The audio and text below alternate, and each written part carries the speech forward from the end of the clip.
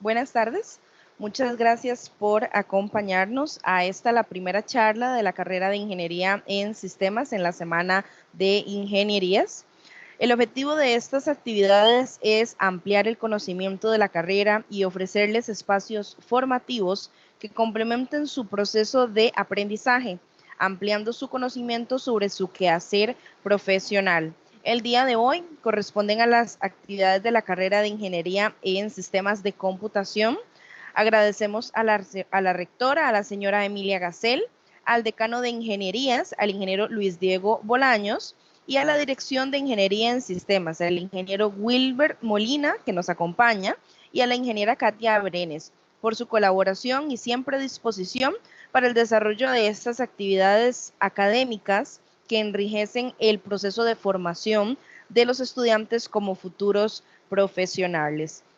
Invitarlos a participar de las demás actividades que tenemos programadas para la carrera de Ingeniería en Sistemas. A las 5 de la tarde tenemos una segunda charla en caso de que estén inscritos, Big Data, consumidores o generadores de información.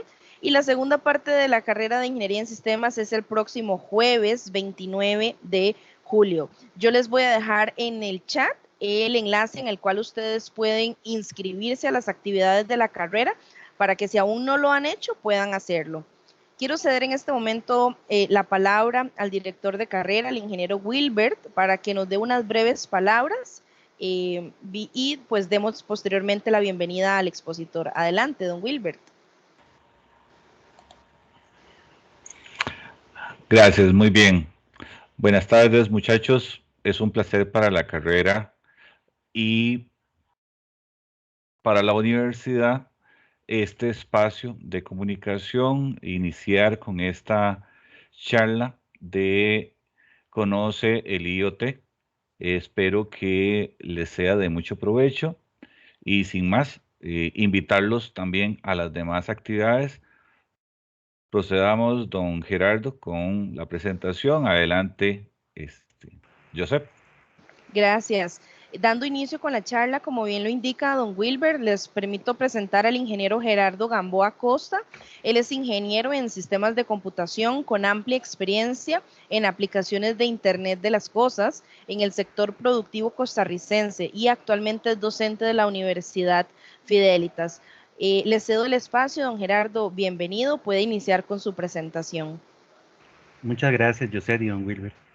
Bueno, jóvenes, bienvenidos a esta primera charla de la Semana de las Ingenierías. Estoy muy complacido de verlos por aquí. Creo que algunos los conozco, algunos me conocen también de algunos cursos. Lo primero que voy a hacer es compartirles el recurso que voy a utilizar. Ok. Esto nos puede sonar tal vez en una primera instancia un poco extraño, como todas las tecnologías disruptivas en las que hemos estado presentes, cuando hemos hablado de computación en la nube, cuando hablamos de temas de, cuando Cisco, por ejemplo, introdujo el tema de computación en el borde, todos estos temas en algún momento puede generarnos alguna dificultad lograr ubicarlos en el contexto de lo que significa dentro de nuestra carrera y dentro de la lógica o de la funcionalidad de un mercado o de un país. El Internet de las Cosas también viene a participar dentro de estas nuevas herramientas o nuevas tecnologías que van creando mucho espacio para que exista un mercado muy rico para nuevas soluciones. Lo primero que nosotros deberíamos de poder identificar cuando nosotros hablamos del Internet de las Cosas es poder decir a qué es específicamente a lo que nosotros nos referimos. Podemos encontrar muchas definiciones en muchos lugares, pero básicamente, por darles una definición muy sencilla, el Internet de las Cosas es aquel proceso en donde nosotros tomamos dispositivos que antes no tenían conectividad. Y quiero aclarar que no estoy hablando de dispositivos tecnológicos en el sentido de que tengan un procesador específico o de que sea un computador, no. Cualquier tipo de dispositivo de uso tradicional y lo incorporamos dentro de una red. dentro de una red de datos que puede ser local, puede ser una red abierta, puede ser una red personal. Esa incorporación de ese dispositivo hace que nosotros ya tengamos la posibilidad de interactuar con él, pero ya no de una manera cercana o vivencial, sino de una manera inclusive remota. Ya el espacio, la distancia en cómo nosotros gestionamos este dispositivo ya no va a ser importante. Eso nos permite de esta manera poder crear un mundo mucho más amplio en donde ya no nos tenemos que enfocar exclusivamente en nuestra PC o exclusivamente en nuestro teléfono para poder tener o interactuar con el exterior. Quizás el término Internet es muy amplio y creemos que entonces el Internet de las cosas significa que todas estas cosas que nosotros estamos incluyendo van a poder navegar. Y no específicamente es eso, es tener conectividad. La conectividad que nosotros con la que vamos a contar va a ser en dos vías. Vamos a poder recibir información y vamos a poder transferir información. ¿Y esto con el propósito de qué? O de hacer algún tipo de medición, tomar elementos del ambiente y transferirlos a otro lugar, o tomar elementos de una fuente supervisada, un servidor, una granja de servidores, y generar algún tipo de evento o movimiento en un lugar remoto. Hay entonces muchas áreas en las que esto viene a aplicar o en las que nosotros podemos implementar todo lo que tiene que ver con el Internet de las cosas. Ahí en la presentación pueden ver, por ejemplo, el tema de la agricultura. La agricultura tradicional que nosotros siempre hemos conocido, sobre todo los que tenemos un poco más de años, es aquella en donde el agricultor, el campesino, hace su trabajo 100% manual. En los mejores casos, tiene algún tipo de maquinaria para hacer algunas labores, pero no tecnológica. Bueno, imagínense lo que es que este agricultor pueda conocer de manera remota situaciones del clima, gestionar algún tipo de maquinaria para poder abonar la tierra o inclusive hacer algún tipo de mediciones de humedad o de las condiciones de la tierra en donde está sembrando. Esto no es algo descabellado, existen cientos de dispositivos que pueden hacer eso. Lo importante es que el Internet de las cosas nos abre una puerta para que esto lo podamos hacer de manera remota, de manera autogestionada, inclusive ni siquiera bajo la gestión de una persona, sino bajo la gestión de un proceso automático que nos va a resumir y nos va a generar algún tipo de indicador posterior. Otra área donde se ve mucho el tema del Internet de las cosas, probablemente es el área donde más se ve, es el tema de, por ejemplo, los hogares inteligentes. Y es en donde ha tenido un mercado más amplio. ¿Por qué? Porque ya consideramos tener, por ejemplo, algunos dispositivos de iluminación que antes de poder activarse detectan el nivel de iluminación del ambiente. Entonces yo los puedo programar solamente en el caso en que el nivel de iluminación esté por debajo de un rango esperado. O yo puedo programarlos dependiendo a un tema de tiempo, a partir de las 6 de la tarde, a partir de las 7. Otra área donde nosotros podemos gestionar esto, que es de muchísima ayuda, es el área de la medicina. La medicina, sí, desde hace muchos años ha tenido dispositivos tecnológicos. Es parte, es la herramienta principal para hacer ciertos diagnósticos. Los que han tenido la oportunidad, una no muy grata oportunidad de tener que estar en un hospital internado, sabrán de que hay ciertos dispositivos con los cuales los médicos hacen sus gestiones, pero lamentablemente el médico tiene que estar ahí presente, tiene que interpretar lo que el dispositivo está midiendo en ese momento. El Internet de las cosas nos podría dar la posibilidad de que esa medición ya no sea presencial, sino que tenemos un supervisor en una sala de control donde ve los signos vitales de todos los pacientes que pueden estar en una sección de un hospital. Y entonces ustedes pensarán, pero el profesor está hablando cosas muy futuristas. En realidad no. En realidad cualquiera de las cosas que hemos comentado aquí, que son 3 ejemplos muy básicos, son cosas que técnicamente hablando ya existen al día de hoy. Tal vez no han hecho la sinergia entre el campo de la medicina y el campo de la tecnología, pero ya existen los componentes para poder construir esto en cualquiera de las 3 áreas. Entonces el Internet de las cosas, ¿qué? Es del pasado, es algo que nació ayer, es algo que en realidad vamos a construir en un futuro. Bueno, yo creo que ha estado presente en todo. Lo que pasa es que ha avanzado con el tiempo. En el pasado, esa imagen representa, por ejemplo, lo que nosotros vivíamos en aquel llamado centro de cómputo, que era el lugar que tenían las empresas en donde esas computadoras eran las que tenían algún nivel de conectividad. Ahí es donde había una única impresora. Ahí es donde los geniecillos de cómputo en ese momento, que ni siquiera salían a almorzar ni nada, trabajaban en un cuarto con aire acondicionado para que los equipos no se dañaran. Pero ahora no funciona así. Hoy en día, cada oficina tiene su equipo de cómputo. Muy probablemente se comparten impresoras. Muy probablemente todas tienen conectividad. ¿Okay? Muy probablemente los servidores y los equipos ya ni siquiera están en las instalaciones físicas. ¿Por qué? Porque las facilidades que nos ha dado la conectividad a nivel mundial permiten que mi trabajo aquí sea igual que mi trabajo en mi oficina. Bueno, si no fuera así, no estaríamos dando esta charla hoy por Teams. ¿Qué pasa en el presente o cómo hemos destacado el Internet de las cosas al día de hoy en nuestra vida? Bueno, principalmente yo lo he visualizado en las casas. Es donde hemos tenido un mayor crecimiento.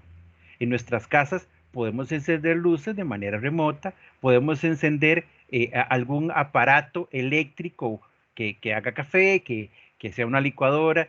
Parece un poco exagerado, sí, pero ya podemos encontrar algunos artefactos de este tipo. Podemos hacer una vida más remota. Y no me refiero a estar en el sillón de mi sala y encender el coffee maker. No, me refiero que desde que vengo en el carro, cuando ya considero que voy a llegar, puedo empezarlo a encender desde que estoy en mi teléfono. Estas condiciones han explotado, han crecido principalmente en los hogares. Y eso nos ha llevado a crear un concepto que se llama hogares inteligentes. Pero entonces, ¿qué pasa en el futuro? Bueno, en el futuro, como toda tecnología, la idea es ampliar. Y la idea no es quedarse en un único sector y convertir nuestras casas en una isla. Qué bonito nuestras casas inteligentes, pero mi casa no tiene conectividad con el exterior. No le importa lo que pasa en el exterior. Entonces, en un futuro, lo que vamos a presenciar es esto, un crecimiento de casas inteligentes a ciudades inteligentes. Ciudades en donde nosotros vamos a tener la posibilidad de que van a haber mediciones en diferentes lugares, en edificios, en parqueos, en las carreteras, los dispositivos de señalización, dispositivos de emergencia. Lo que hacemos hoy con aplicaciones como Waze van a estar centralizadas y van a ser municipales. Vamos a poder conocer todo lo que pasa en nuestras carreteras, en nuestras ciudades. Un claro ejemplo es el tal vez mal visto uso de la electricidad en las noches. Hay muchas carreteras, muchos parqueos de edificios, de condominios, que las luces del parqueo están encendidas toda la noche. Bueno, sería mucho más sencillo y ahorraríamos muchísimos recursos si existieran algunos sensores de movimiento para que esas luces se encendieran única y exclusivamente bajo la presencia de un movimiento o de una persona o de un vehículo que ha encendido. Eso sería un ahorro interesante para los edificios, para la comunidad y para todo lo que llamaríamos estas ciudades inteligentes. De hecho, ya hay algunas iniciativas así en el país. Algunas empresas que gestionan agua, electricidad, creo que la empresa de servicios públicos de Heredia está adquiriendo medidores inteligentes. Entonces, imagínense la cantidad de tiempo que se invierte en personal pasando frente a nuestras casas, abriendo el medidor para ver si y apuntar la numeración que tiene, el de agua, el de luz. Además de esta situación, la gran posibilidad de que se presenten errores es gigantesca. Bueno, esto va a llegar a desaparecer y estos trabajos manuales van a ser llevados por dispositivos que van a tener conectividad. Para esto ocupamos mucha infraestructura en telecomunicaciones, además de otras áreas, pero probablemente las telecomunicaciones son las que más se van a ver afectadas. Bueno, el crecimiento de 5G en el país o el posible crecimiento en un corto plazo de 5G va a ser una gran alternativa, pero no es la única red que nosotros podemos utilizar. Nosotros podemos trabajar con otras redes alternativas que son creadas específicamente para el mundo del Internet de las cosas. La red LoRa o la red Sigfox, que inclusive ya hay antenas en el país de Sigfox que están trabajando. Lo que pasa es que todavía no les hemos dado el uso correcto y el uso masivo para que esto se expanda. ¿Por qué esas las redes digo que son diferentes? Bueno, la red 5G, a pesar de que es una red que facilita mucho el Internet de las cosas, sigue siendo una red para telefonía. para internet, para navegación. Son paquetes grandes los que se transfieren y el costo obviamente es superior. Pero las redes Sigfox o LoRa son redes que transmiten pequeños datos, pequeños valores de medición, especiales para eventos de Internet de las cosas. Ahora, importante, ustedes dirán, bueno, ¿cómo implementamos entonces una solución de Internet de las cosas? Primero tenemos que tener un propósito, la quiero implementar para mí, lo quiero implementar para una empresa, lo quiero hacer un negocio con una implementación de Internet de las cosas y tenemos que visualizarnos entonces en el contexto. Lo más fácil que podemos hacer es esto, adquirir un producto preconstruido que me dé solución a alguna necesidad, que tenga conectividad y listo, ya estoy adquiriendo un dispositivo para el Internet de las cosas. ¿Esto está mal? No, está bien, es excelente. Es la mejor solución. Yo no voy a construir un dispositivo para, como hace este, correr las cortinas con mi teléfono, no lo voy a construir. Si ya existe, me va a salir más barato, cumple una mejor función, etcétera. Esto es lo ideal. Lo que pasa es que en muchos casos, sobre todo a nivel empresarial, no siempre voy a construir o voy a encontrar un dispositivo preconstruido que cumpla específicamente con los propósitos que yo tengo, sino que voy a tener que construir mi propio dispositivo. Bueno, esta es la semana de las ingenierías. Además, nosotros somos tecnólogos. Creo que aquí hay ingenieros de otras áreas, no solamente de sistemas. Somos tecnólogos y nos gusta el construir a nivel de software, a nivel de hardware, a nivel de electrónica, etcétera. Entonces, esta es el área que podría ser de mucho provecho para nosotros. Crear nuestro propio dispositivo que cumpla con una necesidad y que cumpla con estos roles para poder ser considerado como un dispositivo de Internet de las cosas. Es un dispositivo que haga mediciones, que haga acciones, pero que tenga conectividad y pueda ser gestionado desde el exterior. Bueno, en este caso, ese es un dispositivo totalmente casero, que se los voy a enseñar ahora y lo construí como ejemplo de esta charla. Eh, ¿Por qué un dispositivo de estos en lugar de comprarlo? Bueno, porque probablemente mi necesidad era tan específica que no iba a encontrar en una tienda en línea, una tienda física, un dispositivo que cumpliera exactamente con lo que yo necesitaba. ¿Cómo lo implemento? Bueno, la parte del dispositivo de compra, muy fácil. ¿Okay? Simplemente está hecho el dispositivo que yo adquiero para un sector que no necesariamente tiene que ser técnico, para que simplemente se pueda implementar. ¿Cómo hago la preparación y la implementación cuando yo construyo el dispositivo? Bueno, esto es muy importante, porque ustedes podrán preguntarse, bueno, ¿cuál es el curso dentro de la universidad, dentro del contexto académico en general? ¿Cuál es esa línea de estudio que me lleva a construir un dispositivo de IoT? Yo no recuerdo ningún curso que tenga ese nombre, podrían decir ustedes. Pero es que el IoT, el Internet de las Cosas, no es un tema específico. No es como cuando yo aprendo Java, que es un lenguaje y está enmarcado en esto y aquí están todas las instrucciones. O como cuando aprendo un tema de Python, cuando aprendo SQL Server. No, no trabaja así. ¿Por qué? Porque el Internet de las Cosas, para poder crear una solución, tengo que implementar muchos elementos externos de otras áreas que van a hacer sinergia entre ellos, van a unir sus capacidades para poder construir una solución. De manera que ahora les voy a presentar una solución que construí con ese propósito. ¿Qué tuve que utilizar? Tuve que utilizar conocimientos de bases de datos. Tuve que utilizar conocimientos muy básicos de electrónica. Perdón, tuve que utilizar conocimientos de C++. Tuve que utilizar conocimientos de desarrollo web. No hay un curso que enseñe todo eso en una sola malla curricular. Tenemos diferentes cursos que hacen sinergia para esto. Entonces les voy a presentar este video. Lo hice en video porque me iba a tomar mucho tiempo desarrollarlo en vivo para que entonces me diera tiempo de hacer eso. Eh, Permítame, porque creo que lo compartí sin audio. Permítame un momento.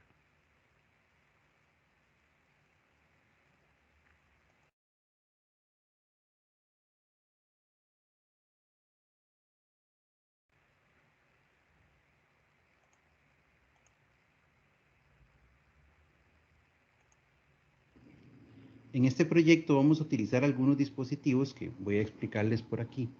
Primero algunos en general. Este es un Arduino Uno, es muy utilizado para este tipo de proyectos, es la versión más estándar y la más económica. Eso puede costar unos $10. Tenemos otros dispositivos como el Microbit, que es una placa de desarrollo que principalmente su característica es que se puede desarrollar con un lenguaje de programación llamado Python, que es muy popular, entonces es una placa bastante interesante y tiene cosas bastante interesantes. Tenemos otras placas, por ejemplo el Arduino Nano, que es una versión bastante reducida, como pueden verlo. No tiene tanto procesamiento, pero es muy utilizado porque por su tamaño se puede involucrar en muchos dispositivos pequeños, etc. Y el que nosotros vamos a utilizar, que es este, el MKR 1010, Arduino MKR 1010, que su principal característica es que tiene conectividad Wi-Fi y Bluetooth. Entonces nos va a servir para hacer que nuestro proyecto tenga conectividad con un sitio externo o con una aplicación externa. Adicionalmente, tenemos también por aquí otra placa diferente, que esta es una Raspberry Pi. La característica de esta placa es que ya es de mayor tamaño, mayor procesamiento, tiene un sistema operativo propietario. Yo puedo utilizarlo como un microcomputador, pero ustedes pueden ver que aquí adentro tiene también sus pines. Entonces yo también puedo realizar mis propios proyectos. Adicionalmente a las placas vamos a utilizar un protoboard, una placa de diseño como esta, o como estas que son más chiquitas, que es para nosotros ir colocando nuestros componentes y ir dándole forma. Y algunos de los componentes son algunos LED para simular las luces de nuestro semáforo, una resistencia que vamos a utilizar por ahí, 220 ohmios, un botón que ya trae su resistencia como tal. Este nos va a servir para hacer algún proceso ahí de emergencia. Quizás una batería con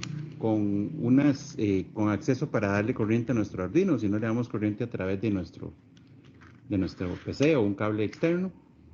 Y la idea es desarrollar un semáforo como esto. Esto está hecho con una caja de fósforos y pueden ver que, por ejemplo, aquí está todo el tema de la conectividad, la resistencia, los LED y los 4 pines que vamos a utilizar para darle formato al semáforo. Este va a ser nuestro prototipo.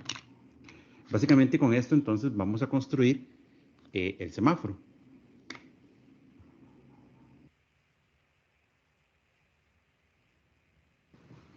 Bueno, ya tenemos por acá la primera parte ya del proyecto funcionando. Esta es la parte técnica, la parte a nivel de hardware que les voy a enseñar.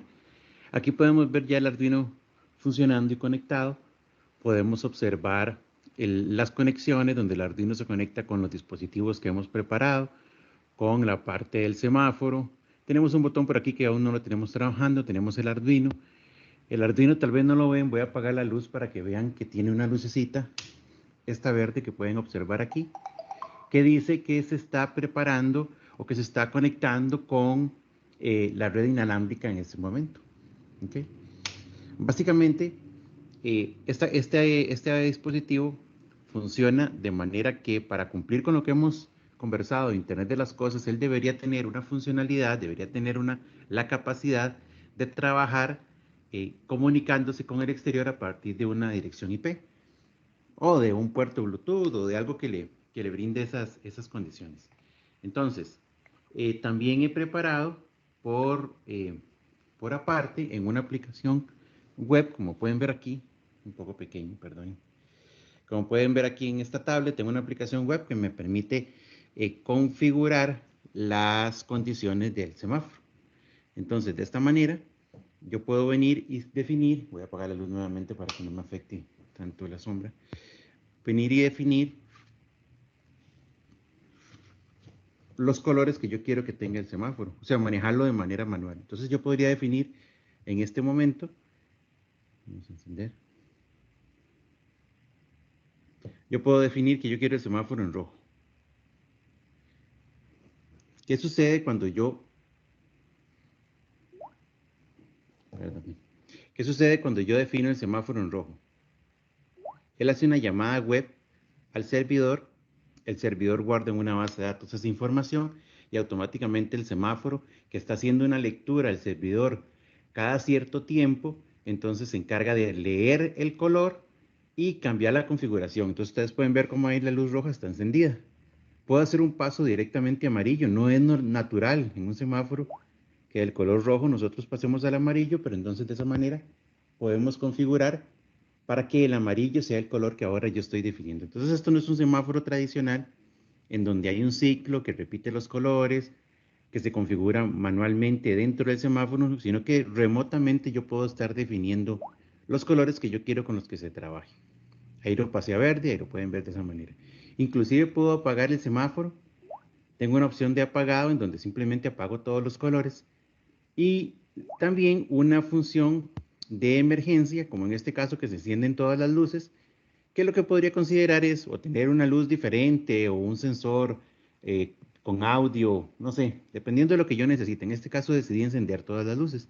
Y de esa manera entonces yo puedo ir configurando mi aplicación con los diferentes colores que yo selecciono directamente en una aplicación web. ¿Qué aplicaciones prácticas me genera esto como tal? Bueno, ustedes saben que los semáforos en realidad tienen ciclos en donde se configura la cantidad de tiempo que va a estar cada uno de los colores. De acuerdo a un estudio que hace ingeniería de tránsito para saber si cuántos vehículos pasan por una ruta, etcétera. Pero cuando pasa un vehículo de emergencia, pensemos en una ambulancia, podría verse afectado los tiempos de espera de la ambulancia porque en ese momento le tocó esperar en un semáforo en rojo. Ellos normalmente hacen una pausa muy leve, con la sirena avisan y cruzan siempre, ¿verdad?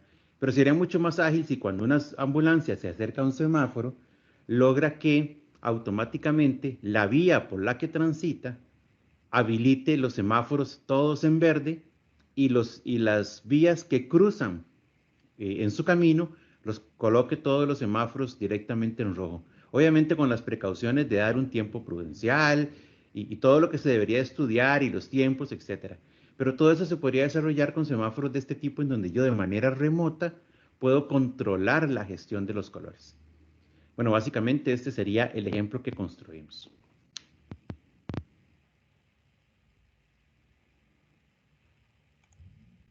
Ok, entonces continuemos aquí. ¿De qué trata este ejemplo básicamente? Bueno,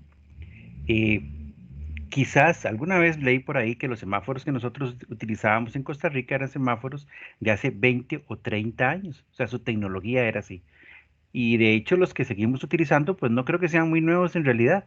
Es un semáforo que físicamente se tiene que gestionar en sitio. Después de un estudio hay que configurar los tiempos de un paso, del otro paso. Eso pues debería de seguir funcionando así por un tema de seguridad, un semáforo que no tenga conectividad.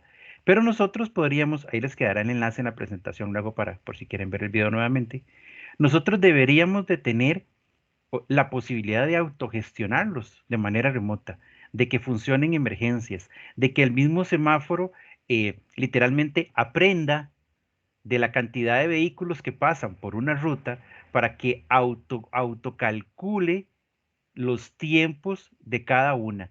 Puede ser que en verano, puede ser que de acuerdo a una construcción que hay en alguna calle, hay un semáforo que se ve afectado y transitan muchos carros y hay que cambiar esos tiempos. Pero después de 2 o 3 días hay que volver a tomar esos tiempos. Bueno, el semáforo podría aprender. ¿Por qué? Porque ahora mi dispositivo, que ustedes lo pueden ver aquí, el Arduino que yo tengo aquí, que es el que estaría ubicado en el semáforo, va a poder enviar y recibir información de un servidor en donde yo tengo una pequeñísima base de datos y voy a poder gestionar toda esa información.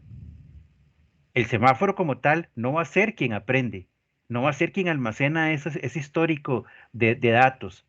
No, el semáforo simplemente consulta, consume datos que voy a tener gestionados en un servidor en la nube, donde sea que quiera tenerlo, pero con una base de datos que va a tener esa información histórica para poder brindar ese aprendizaje directamente al semáforo.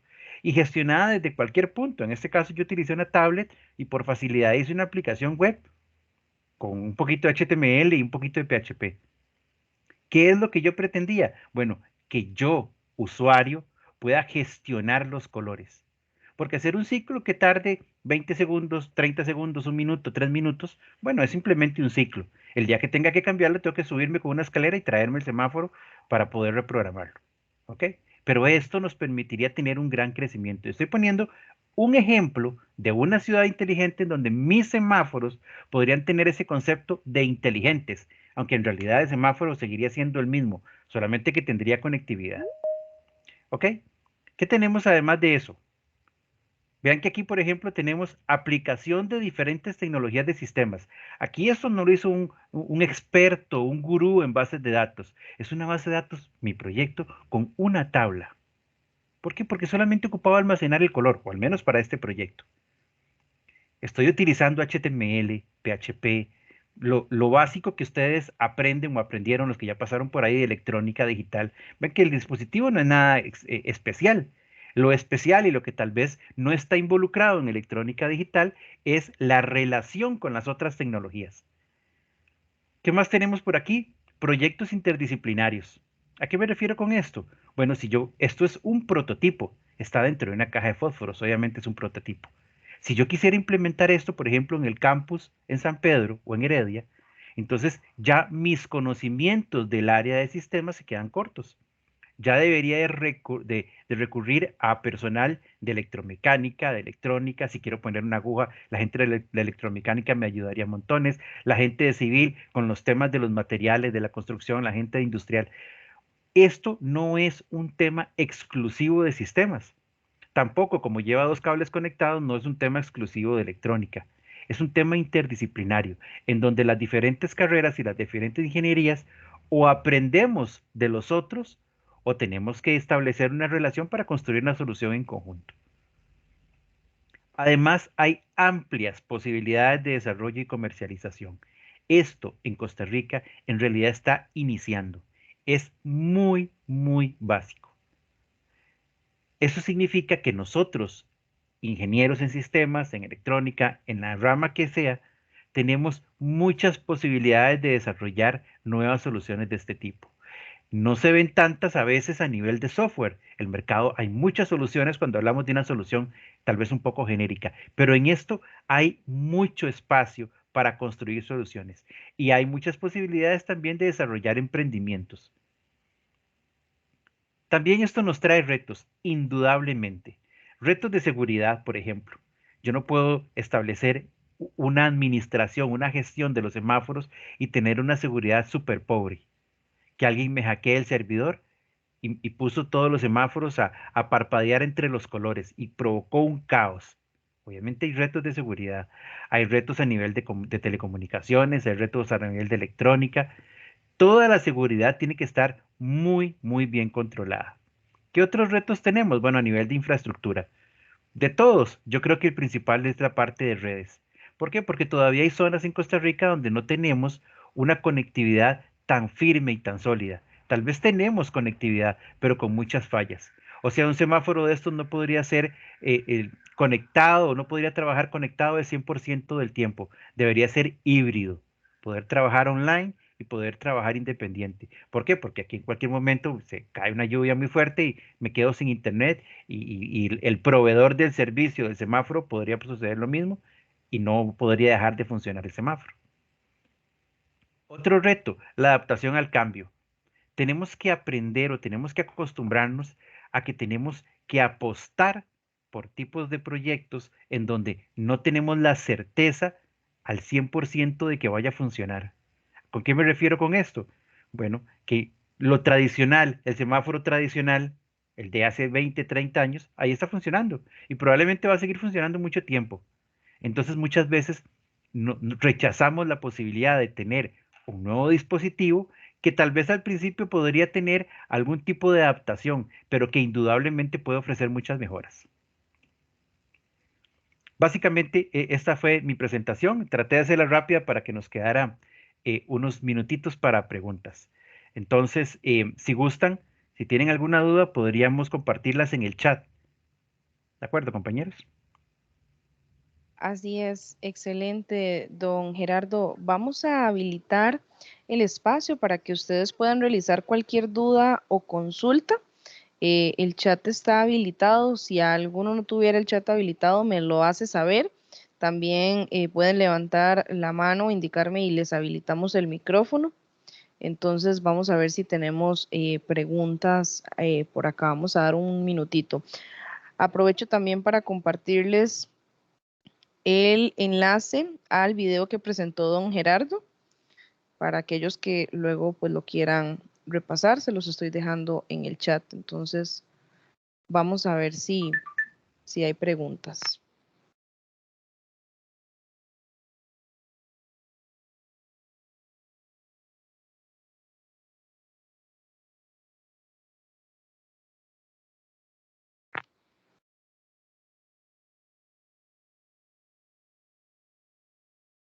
Creo que todo quedó muy claro, don Gerardo. Ok, perfecto. Vamos a ver, alguien si quisiera aprovechar el espacio con el profesor. Lo que sí me gustaría saber es si tienen habilitado el chat. ¿Pueden escribir al chat? Alguien si pudiera confirmarme. Yo al menos tengo un mensaje que me dice que no puedo enviar mensajes. Sí, por eso hago la consulta a los Ujú. participantes, si ellos pueden escribir.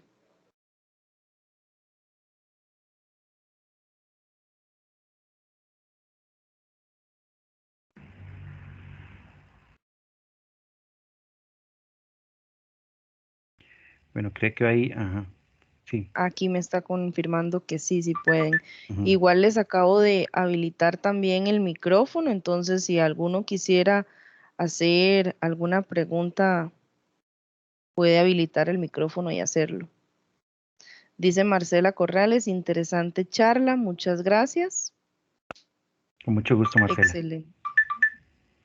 Bueno, en caso de no tener preguntas de nuestra parte, agradecerle al ingeniero por el espacio, ¿verdad? Por acompañarnos y por su participación en la Semana de Ingenierías. Recordarles a todos que las sesiones de toda la Semana de Ingenierías van a estar cargándose posteriormente en el canal de YouTube y en la página web para Yo, aquellos que tal vez no puedan asistir a alguna y quieran hacerlo. José, creo que don Guillermo sí tenía una pregunta. Por ahí vi que estuvo levantando la mano. No sé. Adelante, pueden habilitar el micrófono. Ok, buenas tardes. Excelente charla, profesor Gerardo. Mi pregunta está un poco salida del tema, tal vez en sí, ¿verdad? De los conceptos que vimos, y es más en cómo vemos la afectación del IoT en la sociedad costarricense actualmente y cuáles son los principales desafíos que tenemos como país. Yo creo, me atrevería casi a apostar que el primer paso que nosotros tenemos que dar para poder generar más iniciativas de IoT es, es el tema de mejorar asuntos de conectividad. Por ejemplo, si ustedes son seguidores de noticias, se han visto noticias últimamente, todavía en el país seguimos con un conflicto sobre el uso que se le va a dar al, al tema de la red 5G, a quién le pertenece, si se va a entregar, si no se va a entregar. Entonces, yo creo que muchas de estas tecnologías eh, llegan en el momento indicado y tenemos que aprovecharlas. Y este es el momento que nosotros deberíamos de aprovechar. Lo que pasa es que todavía estamos girando sin rumbo sobre qué vamos a hacer con este tipo de redes. Ahora, eso no significa que entonces vamos mal. Yo creo que Costa Rica tiene algunos elementos muy importantes. Primero, en Costa Rica hay una cobertura de educación muy amplia. O sea, aquí el porcentaje de personas que reciben una educación universitaria es muy, muy amplio en comparación con otros países. Nuestras capacidades técnicas son muy destacadas y es por eso que también muchas empresas de tecnología vienen a Costa Rica a trabajar con nosotros. Esas son cosas que nos dan muchas, muchas posibilidades. Inclusive las empresas de tecnología han apostado muchas veces por hacer proyectos o planes piloto en Costa Rica. Esta red de Sigfox que yo les mencionaba es una red que ya está en varios lugares de Centroamérica, pero comenzó en Costa Rica porque la infraestructura y las posibilidades de construirlo eran muy buenas. ¿Ok? Entonces yo creo que tenemos algunos retos, sobre todo en temas a veces de permisos, de nivel de gobierno, pero la parte técnica yo creo que va por muy buen camino. Y por lo menos en la universidad, yo no les puedo adelantar mucho porque creo que eso no se maneja por todavía, pero van a venir muchas oportunidades para trabajar con estas cosas. Para el que le gustan estos temas, vamos a tener un montón de iniciativas, un montón de oportunidades y de ahí nada más estén atentos ahí a todo lo que se vendrá en estos, espero que semanas próximas. Excelente. Wilson Arias tiene la mano levantada. Adelante, Sí, que Wilson. Buenas tardes. buenas tardes.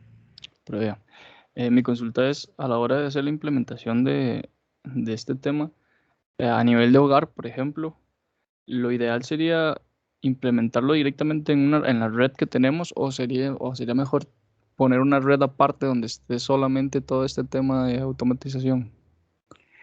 Yo diría que, vamos a ver, eso depende mucho, al menos de dos aspectos. Uno, del consumo de los dispositivos y otro de un tema de seguridad. ¿Ok?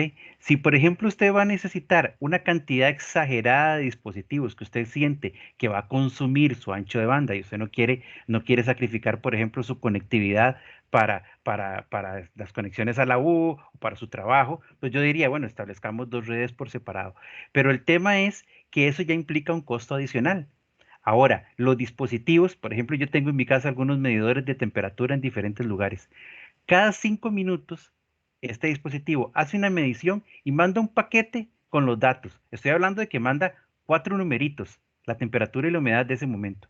O sea, la cantidad de ancho de banda que estoy ocupando a nivel de red es ridículamente bajísimo. O sea, es casi imperceptible. Entonces yo lo tengo dentro de la misma red. ¿Ok? Y eso me permite no hacer una inversión extra y tener también mis dispositivos hasta cierto punto controlados, no tener una red adicional. Yo podría también montarlo en una red pública, o sea, yo podría tener esos dispositivos con una tarjeta de telefonía, pero eso significa entonces también más costos, tener que pagar un chip de, no sé, 5.000, 8.000 colones al mes solamente por transmitir un valor muy pequeño cada 5 minutos. Yo creo que en una alternativa de hogar, lo mejor sería un tema de mantenerlo a nivel de la misma red local. Muchas gracias. ¿Ok? Anielka tenía una pregunta, eh, perdón, yo sé, por ahí en el chat, dice que cuál es la diferencia entre el WSN y lo que es el IoT. En realidad hay muchas similitudes porque el WSN es una red de sensores. Eh, Ahí tal vez la diferencia podría enfocarse en que normalmente estas redes de sensores tienen servidores locales. Por ejemplo, no sé, yo tengo un campo, yo siembro en un campo, tengo 10 manzanas, entonces cada cierta distancia podría tener sensores de humedad, de temperatura, de esto, del otro. Entonces, la red de sensores se comunica entre ellos, pero hay un procesador único en ese lugar. Ese procesador podría ya estar conectado al Internet de las cosas y transmitiendo a un servidor para yo verlo en mi teléfono, etcétera. Pero la red de sensores normalmente es más local y no tiene conectividad con el exterior, solamente entre ellos y hay un dispositivo que sí tiene salida. El IoT, si nosotros lo analizamos desde ese mismo punto de vista, pues ve, los datos también se generan locales y se transmiten, pero la diferencia podría enfocarse normalmente en eso.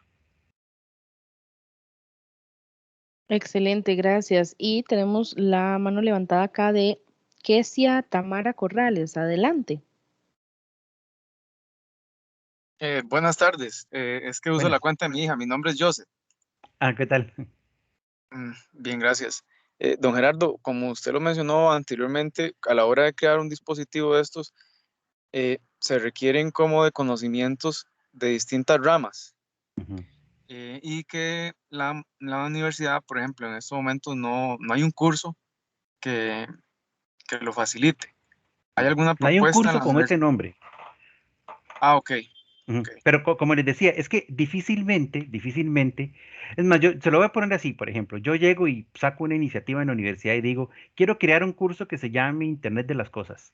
Entonces me van a decir, ok, planteo un curso, tiene 15 semanas, y yo les voy a decir, no me alcanzan 15 semanas, porque necesito aprender un poquito de bases de datos. Necesito aprender un poquito de programación, necesito aprender un poquito de telecomunicaciones. Entonces, en realidad, el Internet de las Cosas no cabe en un curso. Necesito la unión de diferentes conocimientos para poder establecer una buena solución. O sea, si quiero establecer una buena solución, tengo que saber de conectividad para conectar mi dispositivo al servidor. Tengo que saber de programación para poder crear las interfaces y poder ver los resultados. Tengo que saber de programación para programar mi dispositivo. Quizás de bases de datos para poder almacenar toda una cantidad de datos y después, como con la charla que van a ver ahora, con una parte de Big Data, poder interpretar todos esos datos. O sea, no es una tecnología que me permitiría establecer un curso con ese nombre, porque en realidad es una mezcla de diferentes conocimientos. Perfecto, gracias. Ok, con gusto. Excelente. Bueno, me parece, no tenemos más manos levantadas, no tenemos más mensajes en el chat. Agradecerles nuevamente a todos y recordarles todas las charlas que vamos a tener durante la semana. Se van a estar cargando posteriormente al canal de YouTube y también en el landing que les compartí al inicio de la charla donde se pueden inscribir si aún no lo han hecho para las actividades. Ahorita a las 5 de la tarde tenemos la charla de Big Data y el jueves también tenemos algunas charlas bastante interesantes. El jueves, perdón, a las 3 de la tarde, el mundo de los videojuegos. A las 4:30 tenemos domótica mediante tu dispositivo móvil. A las 5 p.m. descubriendo la magia del Atomic Design. A las 6 p.m. cerramos con la charla cómo usar la web para crear apps multiplataforma. Entonces, si están interesados en participar en alguna de estas y no se han inscrito, lo pueden hacer. Voy a compartirles nuevamente el enlace para que se puedan inscribir. De esta forma, estaríamos dando por finalizada la actividad. Muchísimas gracias a todos y que pasen buenas tardes. Muchas gracias, hasta luego.